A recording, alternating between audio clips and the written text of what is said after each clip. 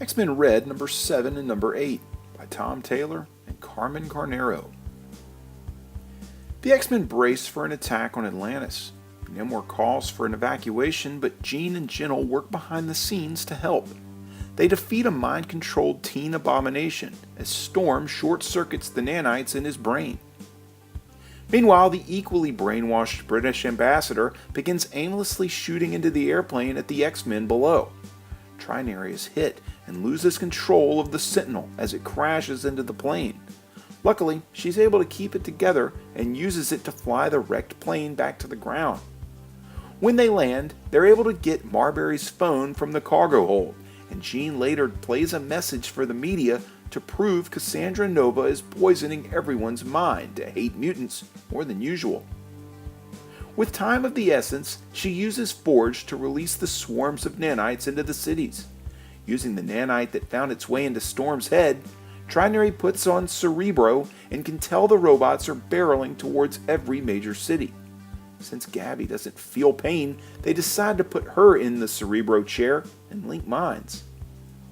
Cassandra is able to tell that Jean is interfering. She uses Gabby to get into Jean's head. Meanwhile, Storm uses Nightcrawler to bamf into the skies above and sends a typhoon of destruction to wash Nova's base away. Finally, Trinary locks hands with the team and uses her wide-ranging absorption powers to pull all the hateful internet chatter out of the news feeds. Beaming it out of Cerebro, the X-Men can take a sigh of relief that the threats are now over. The issue wraps with Cassandra Nova pulling Rachel Gray out of the X-Mansion and towards her to use as a final pawn. What's going to happen next? We'll have to wait to find out, as this issue is left to be continued.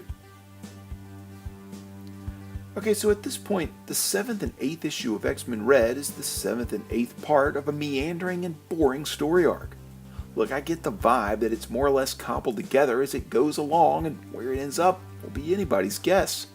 Tom Taylor did the same thing in All New Wolverine as he's doing in this series, and like its underwhelming sister series, this book appears to be trying to fill the void left by X-Men Gold.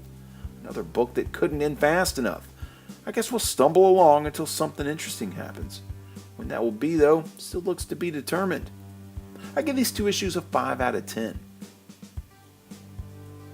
If you like this video, there's hundreds more like it, spanning several current and classic story arcs. Click the boxes here for more playlists. This video is also accompanied by my blog at nerdiestkidyouknow.com. You can also follow links to my Facebook or Twitter pages, as well as links to these very issues for sale on my eBay page by clicking below. For the Nerdiest Kid You Know, I'm Sam Torito. Thanks for watching.